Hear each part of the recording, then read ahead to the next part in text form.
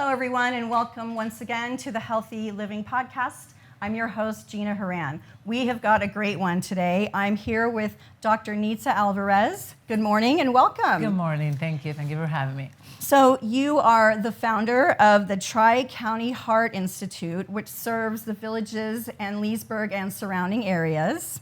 You're also online at Nitza MD, where you go around and you talk about women's heart health, cardiovascular health.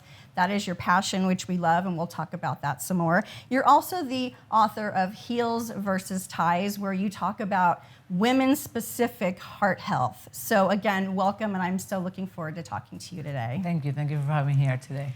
So you went to med school, you did your residency, and then all of a sudden, did you just say, you know what, my passion is going to be women's heart health? Take us through how you got inspired and how it started. Well, after I went through med school and I decided that I was going to become a specialist in adult medicine, cardiology was a passion for me because when it comes to matters of the heart, patients are in a very vulnerable situation because heart means life. And I wanted to be that specialist that is at bedside with the knowledge to help them, but also to be able to reassure them that everything was going to be okay.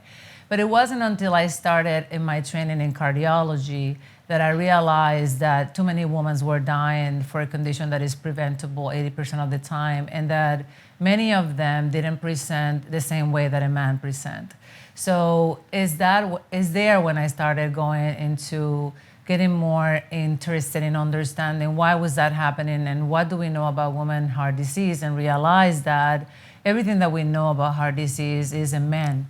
So, like for example, when I talked about, you mentioned my book, Heels versus Ties, and my male patients come to me and said, and when are you gonna write a book about us? And I go, everything is written. All the books that we know is all about you, because in medicine, there's studies been done in men, so we clearly understand heart disease as a man condition, but we are lagging behind decades of information and data treatment in women. So that's where my passion started for it. And after I finished my fellowship, came down to Florida, established in Florida to serve the community, then even more so, already practicing in cardiology, seeing patients dying, women, mothers, sisters, friends, because when we talk about heart disease and we said, so many women die each year, and the statistics says that about 420,000 women die each year from heart disease,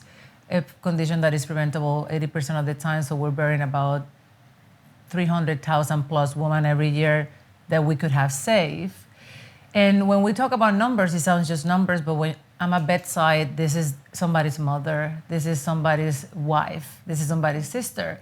And then it started upsetting me. And what can we do? What is so hard to be able to prevent this disease? And then that's how Nitza MD came into place. Nitza MD is a preventive program that is run under the business of Tri-County Heart.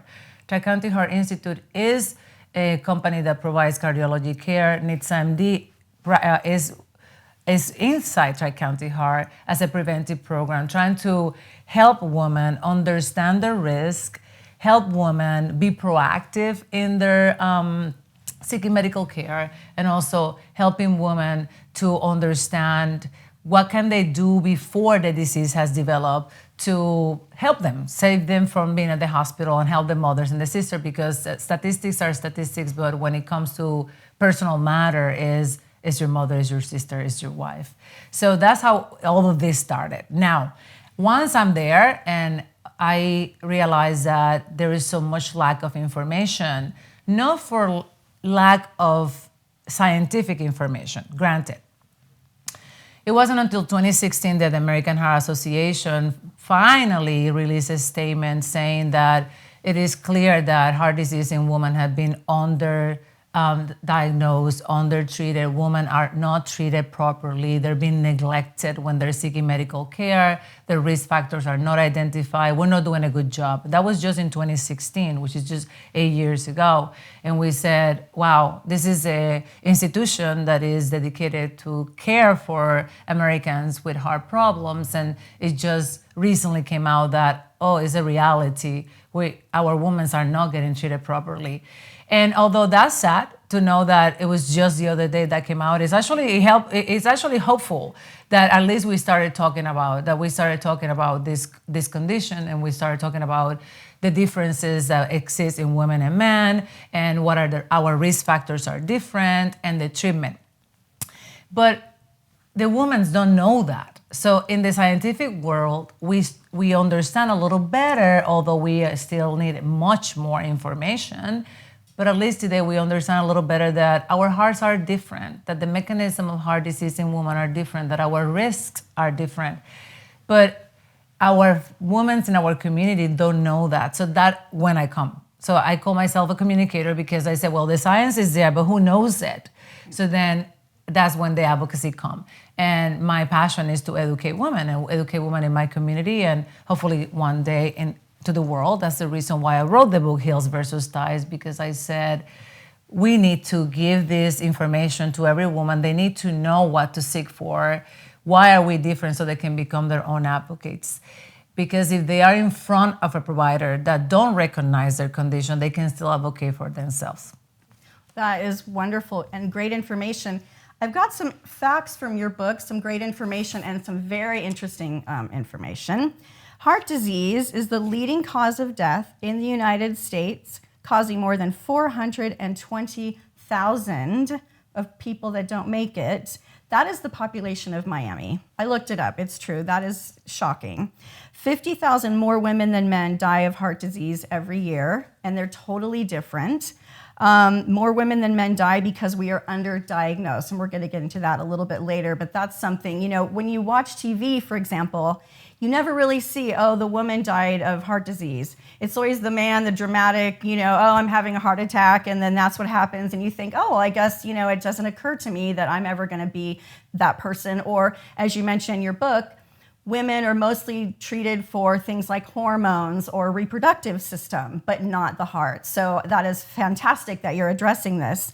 And then each year, more women die from heart disease than all cancers combined. And all we ever do really is focus on cancer. And as tragic and sad as that is, this is an unknown, treatable, preventable disease. So we'll get into that in a second. So heels versus ties. Let's talk about why men and women's heart situations are different. Well, now we started to understand that it's actually a different condition. It wasn't until the other day when the statement was released in 2016 that it was believed that heart disease in women and men were the same thing. We're extrapolating research. So in medicine, it's all about our research. And so the studies have been done in men for decades, is now centuries. And it was not done intentionally like that. It was not that it was intended to exclude women and not study them. Mm-hmm. At some point, there was a good intention to protect women of reproductive age. They were going to be trying drugs, and they were afraid that they can harm the fetus. And then one of the major issues for us to be included in the studies was that they felt that the hormones were going to skew the results. So it's better to just don't include this population because we cannot control hormones. No? So, right, okay. So if we cannot control the hormones, then how can we control what the results are going to be? And believing that the hormones were going to be creating an impact on their results that they will not understand. So they exclude us from a lot of those research. But even as of today, there's the majority of the individuals that get studied is still men. So what we know about heart disease, we study in men. What we know about treatment for heart disease, we study in men, and then it was extrapolated believing that we were just little men. That's why I said, one of my statements is like, women are not little men. And we had Dr. Nina Goldberg, that she was one of the pioneers that started kind of like talking about this awareness that we are different. And she said, women are not small men. because it's not like because it applies here, it applies there. And now we understand that the disease perhaps is a completely different disease. It's not necessarily the disease that manifests in men, because even though women can develop disease similar to what a man do, with blockages in the arteries and heart failing to pump, the majority of the time a woman will present with heart problems, and then when they do studies, they don't find what's wrong because we're using tools to identify the disease that it was designed to identify disease in man. So that actually is the reason why there's still such a disparity.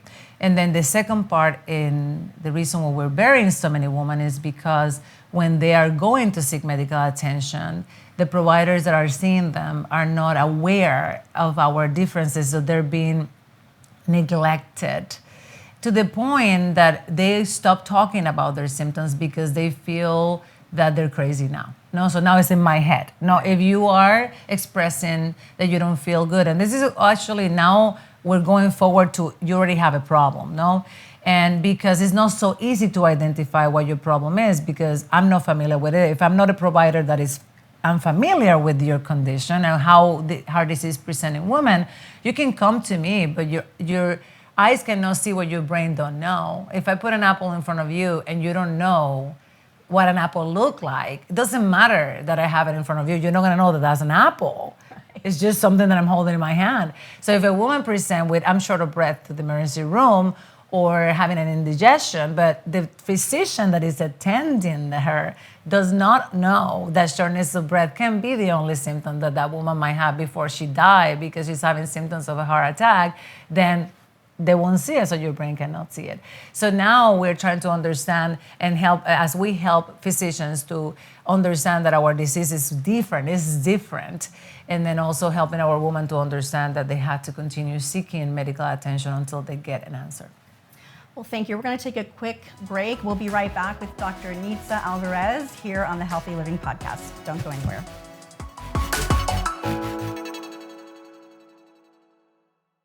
Is pain or restricted range of motion keeping you on the sidelines? Get back in the game with expert orthopedic care from UF Health Medical Group Orthopedics. UF Health Medical Group Orthopedics provides robotic-assisted surgical joint repairs and replacements, post-operative care, and inpatient rehabilitation services, all close to home, right here in Lake and Sumter counties. And for those unexpected injuries, UF Health Medical Group Orthopedics offers convenient walk-in and same-day appointments. To learn more or to schedule an appointment with one of their specialists, call 352-323-5665. Welcome back, everyone, to the Healthy Living Podcast. I'm Gina Horan here with Dr. Nitza Alvarez. Okay, Dr. Alvarez, I am legitimately in the wheelhouse of needing to go see you. So over 55, check. Let's see, postmenopausal, yeah, and also overweight. Now, I did take the test, and a few of those things I was fine. No stress, no hypertension. I exercise, but what could I expect when I come to your offices for what, say, a stress test?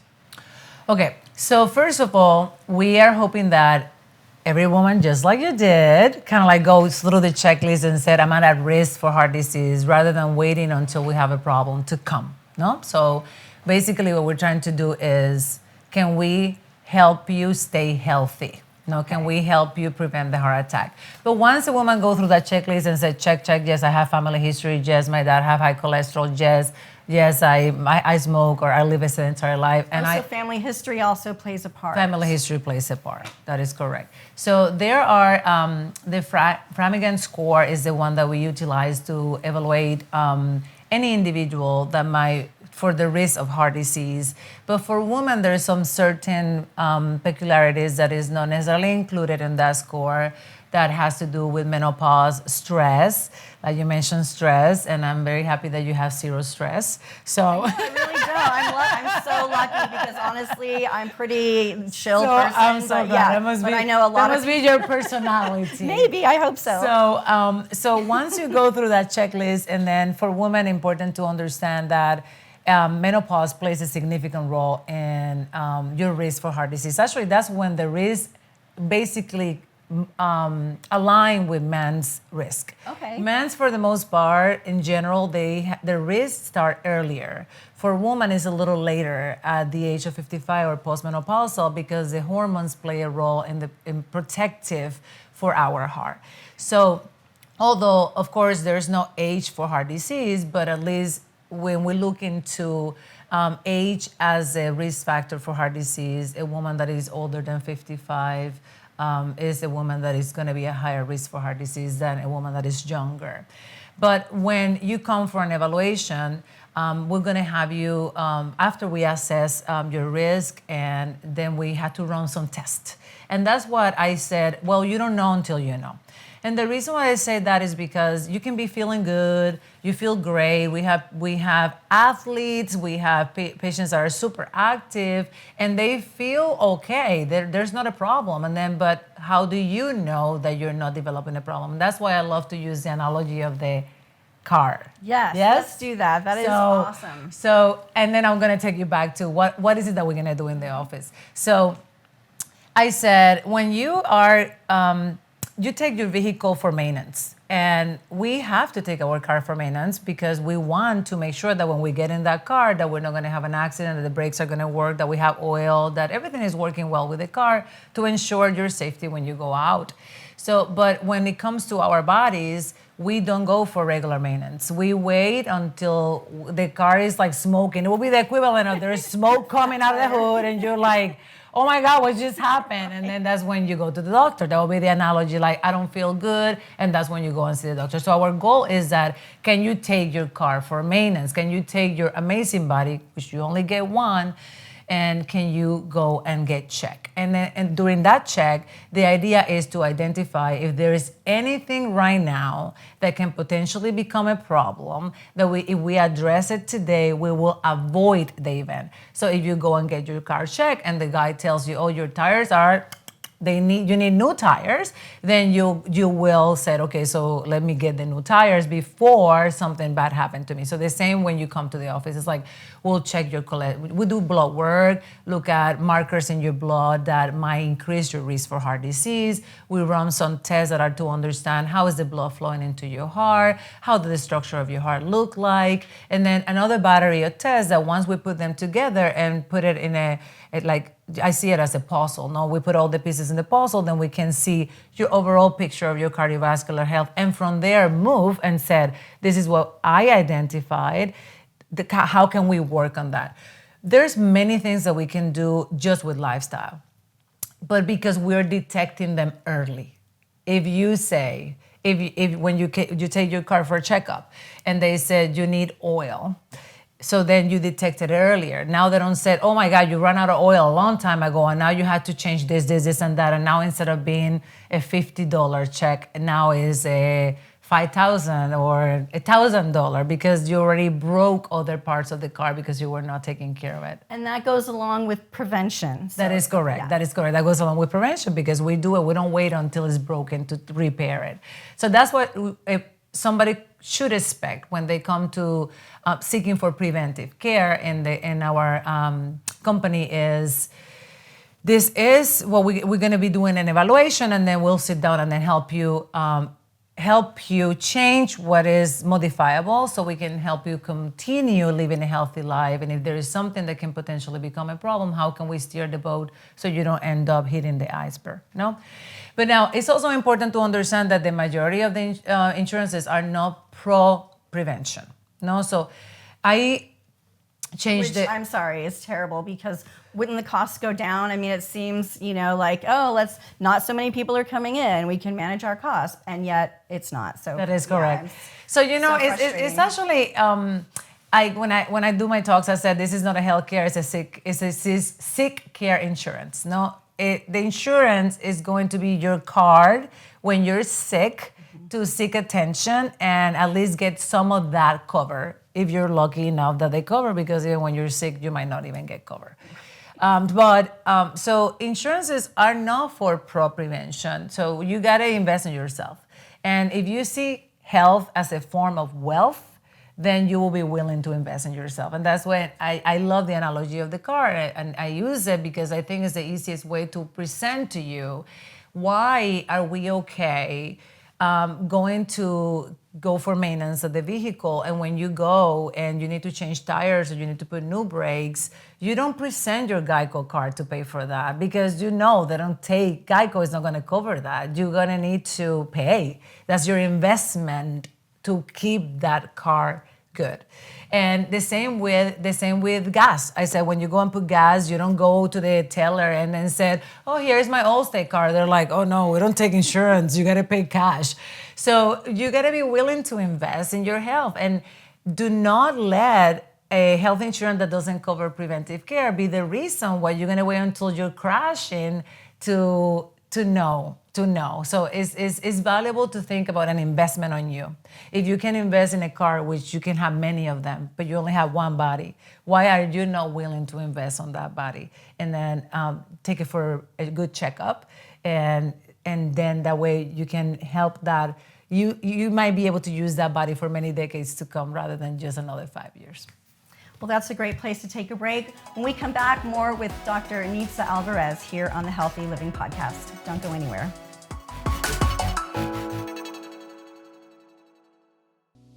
Are you looking for a bank with heart? For over 85 years, United Southern Bank has served businesses and families in Central Florida with excellent customer service and the latest in banking technology and products.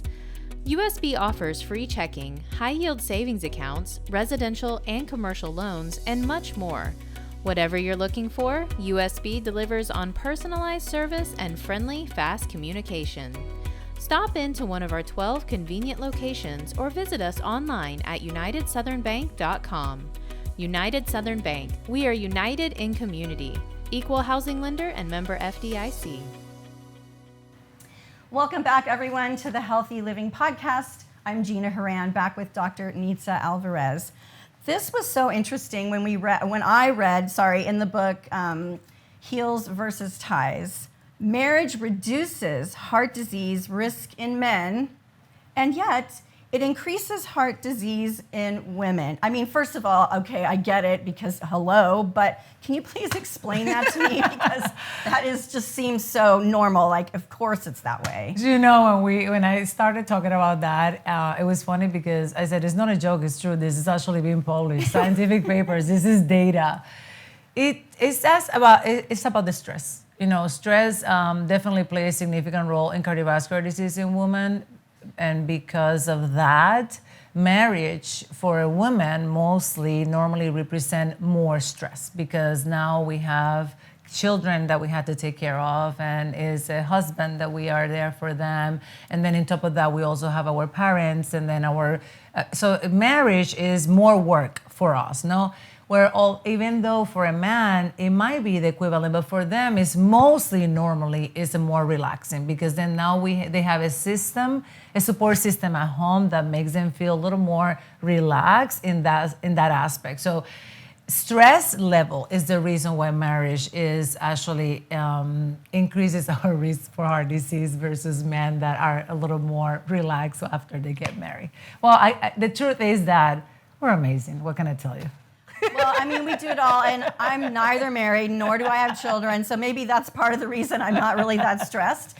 But I do know that I've been taking care of my mom lately because she's getting a little bit older, and all of a sudden, for the first time really in my life, I started to feel, oh my gosh, like, is she okay? What am I gonna do? So I can't even imagine when you get married and you start to have kids, you have so many people relying on you, and then when you're a working mom, and then when you're a doctor, you've got all those people relying on you. So next question obviously is then how do you manage your stress? I know that you practice what you preach because obviously look at you, you're gorgeous. So talk to me about how you, again, practice what you preach and really live what you're trying to, share and your passion with other women. So I take my health as a priority because health is a form of wealth. And if I need to look at everything that I have, I'm like, this is actually my major form of wealth. And I also do it for my patients. I feel that it's important that when I'm sitting down to talk to my patients about the importance of lifestyle, exercise, diet, and management of stress, that I'm actually doing that. And then not only because it's an example, but also because I can offer them tools because I'm doing it. So then when we talk about weight loss or what is it so difficult, so then I share what have worked for me.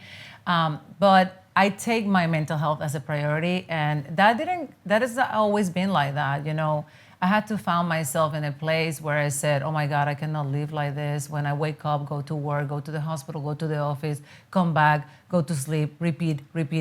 And then when I saw myself there and I said, I don't want to live like this. And that was about probably 10 years ago. And it's when I started spending more time. But what I do is I wake up early. So that is the only way to do it. No, so for me, that's the way to do it. No, so whenever I talk about incorporating time to meditate, that's gonna be my morning. When do I create? It's gonna be in my mornings. So I wake up at 4 o'clock, have my cup of coffee or tea, mostly coffee. It's like a ritual, calm down. Your alone time. It's my alone time. Everybody's sleeping. And then I actually have a good book that I'm reading, and then I read a few pages, do my meditation, and then I rarely exercise in the morning because I go after work to exercise. But if I do, then I will do it. Then wake up the kids, get them, prepare them breakfast. Not that they need it, but I love it because it fills my mom tank. Because it's all about balance. It's all about how can you don't have to be 100% here, 100% there, 100% there all the time. But when you're there, be 100%. So for my kids, it's those mornings because they see me before I go to work and before they go to school. Mm-hmm. And so I'm like, how can I be present? So if I have 30 minutes, so that's 30 minutes of filling my mom tank. And then it's like preparing a little bit of coffee or their breakfast, and then I go to work. So, and then in my diet, I always want to make sure that I'm very conscious about what I'm eating. We all eat a little bit of everything. You know, I have my guilty pleasures, but it's just about moderation and be mindful that, you know, if I want to have a healthy life, then I have to invest on it and I have to be willing to do it. Well, and I can see that it pays off and you're gorgeous and inspirational for sure. What would you say to women who think, oh, I can't, she's, you know, women like her, or they're so, you know, disciplined and look, I can never even get there. I'm at this point in my life very overweight, very sad or whatever. How do you encourage them to just dip their toe in to get started? So I always said that the first thing is to be mindful that human nature is always an all or none mentality. Like we think, it's like trying to eat the elephant in one bite. And then we said, okay, let's start with one thing at a time. And that's what I always say. You know, sometimes when we identify that there is so many things that we need to do to help you get where you want to be, it's daunting and overwhelming mentally. But then if you said, listen, you're doing nothing right now. Can you get out and do 15 minutes? Can you walk for 15 minutes for me? And then you start with that. And it's all about starting. It's like trying to get out of bed in the morning and you're so tired and you're like, oh, but once you're out, you're out. Right. So the same thing is with activity. The same thing is with your diet. So I said, let's start with little steps. So if you're doing nothing, let's go out for a 15-minute walk. The idea is that if you can do a minimum of 30 minutes, 5 days a week, which is 150 minutes the American Heart Association recommend, that's number one, is start slow, do minimal things. Like when we talk about modification of diet, after we go over the testing and we do labs, and we identify that there are a few things that you can change. Let's say I identify that you can cut down on cookies and your bread, but also you need to cut down on dairies. And sometimes it's interesting because I have patients that come with their wives, couples, and then either the spouse says, so no cookies, no cheese, no this, and I go, wait a second, one thing at a time. Let's cut on the cheese first, then we'll talk about the cookies, because then it can become very daunting. So I always say, take it one at a time. Do one thing for you today. Even if it is getting up and making your bed, then that's one thing that you're doing for you today. But when it comes to changes in lifestyle, it has to be small and it has to be consistent so you can actually make it your lifestyle. So that's actually what I would do, what I recommend for me, for my kids, for my friends, and for my patients as well. Well, one thing I read in your book that has been kind of controversial lately is the the whole precept of women loving their bodies no matter what, self-love, no matter, how heavy I am, no matter what I weigh, I love myself at this size and so forth. And you explain that, of course, you should love yourself. And of course, all of that. But also, I think you said, if you don't take care of yourself, you're truly not loving yourself. Can you explain that a little bit for us? I think that had two connotations. No, I said, well, you know how many times we don't put ourselves as a priority, and you mentioned earlier, now you're taking care of your mother, and then there's many women that are taking care of everybody else but themselves, and they love their children, so they will skip everything that has to do with themselves to be there for everybody else. And my point is that you're not loving yourself. So you can accept yourself the way you are. But in order to love yourself, you gotta be mindful of, how is it that I'm taking care of this temple, which is my body? And yes, okay, I don't have to be skinny to be healthy, but am I doing the things that I need to do to be able to stay healthy and present? So that's one thing. I don't need you to weigh 130 pounds. But are you doing what you need to do to take care of your body? Because that's how you show your love. It's not just like, this is me. It's like, okay, so this is me, and you don't move, and you know that all these risk factors are there for you, so what are you doing for them? And then the other one is about loving yourself. Like I posted in one of my social medias a few months ago, and I said, mothers are willing to die for their children, but are they willing to live for them? Because you gotta take care of yourself. You gotta love yourself. And it's intrinsic in us. We are there for everybody, and it's hard for us because it feels selfish. Like now taking care of yourself feels selfish. But if you think about loving yourself, will be loving your husband, because then you'll be present for him. Feel stronger for him. And I know that any husband will put their wife as their priority. They will be like, go get checked. Go and get that thing that you need. It's us, it's on us. So if we think that taking care of ourselves, if we actually come to an agreement that as we take care of ourselves, we are loving our kids, that as we take care of ourselves, we are loving our husbands, that as we take care of ourselves, we're loving our spouses, our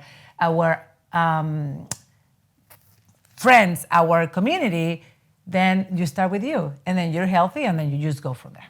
Well, and I mean, it's always the old adage, putting on the oxygen mask first, and then helping your kids. They don't say that for no reason. Like, honestly, quite frankly, we do have to take care of ourselves, because otherwise, like you said, when the sister and the mother and the daughter runs out of time, how are they gonna help anybody, when they're in that situation? Absolutely. And do you think that, if we had to think about a family, that would your children prefer for you to invest a day and X amount of money on you taking care of yourself, or do they rather spend that money on a funeral for you?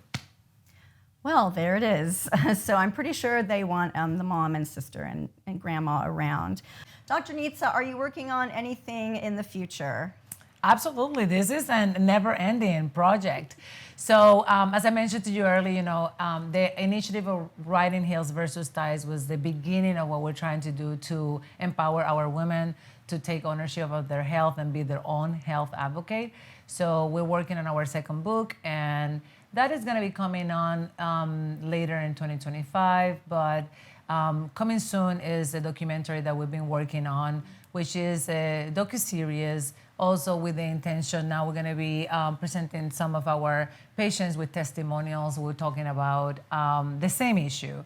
Why are we different? How are we different? Continue to create this awareness. So I will invite people to look out for that docu-series. It's going to be super fun to watch, super educative. And I think that more important is just to give you more power to become your own advocate and make sure that you don't become a statistic. So stay tuned. A lot of good things happening, and I'm excited. Well, Dr. Nitza, can I call you Dr. Nitza? Absolutely. You're so much fun to talk to. Thank you so much for joining us today. Now, where can we go on the socials, or how can our listeners and readers get your book, Heels versus Ties? Well, you can find the book on Amazon, and it's available in Audible form. So in case that you want to listen to it while you're driving to work, it's also in the paperback form. And you can find me on social media at NitzaMD on Instagram or Facebook. And my page, nitzamd.com, that's where you can actually do the test that we included in this book, so you can do your own assessment and see if you will be a good candidate to come and visit us for a preventive program. Well, I took the quiz and I'm ready to come see you anytime, Dr. Nitza. Thank you so much for joining us. And that's another episode of the Healthy Living Podcast. I'm Gina Horan. Join us next time.